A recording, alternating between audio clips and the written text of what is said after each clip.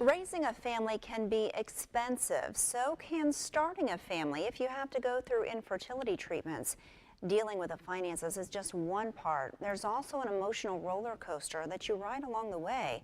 And there can even be some people who look down on you. KHQA's Chad Douglas concludes his special report, Making Babies, by showing you the risks involved with infertility treatments. Infertility treatments are expensive, but you shouldn't let costs get in the way of your dream of starting a family. The first call you should make should be to your insurance company. The first question that you ask is first ask if you have infertility testing, because it is a separate carved out policy that's labeled infertility coverage. So first you're asking if you have testing coverage for infertility, and then you're asking if you have treatment coverage for infertility. From there, ask if there's insemination coverage and in vitro coverage. Most infertility clinics will need to be paid up front and won't be able to offer a payment plan. You can always take out a loan, but make sure you do all of your research first.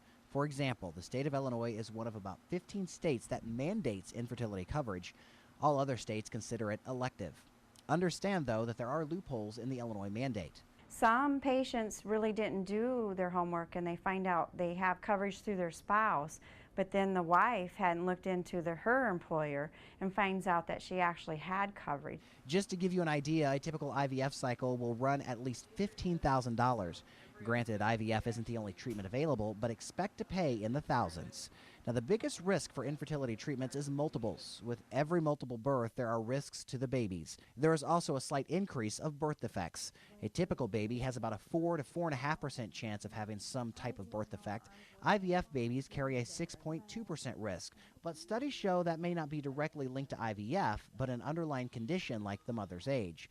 Now, a risk for the mom is something called overstimulation of the ovaries. This happens when the ovaries produce too many follicles because of the medicine.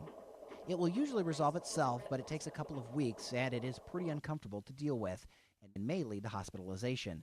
Now, that happens in less than 5% of cycles. What happens in every cycle is the emotional roller coaster ride the couple goes through.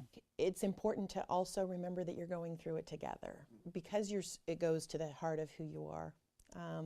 You tend to think of it as happening to you, you know, and so my husband would feel terrible as he's giving me shots every day for weeks on end.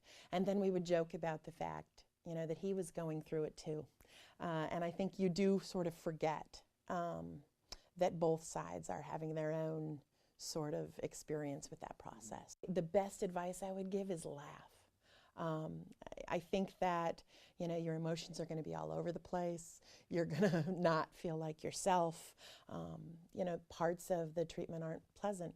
And there's even deeper emotions that can pop up when dealing with ethics. Some people are against getting help to get pregnant, so you might run into that. What I say to people is, you know, if my eyes didn't work, I get glasses. If I have diabetes, I get medicine that helps control that.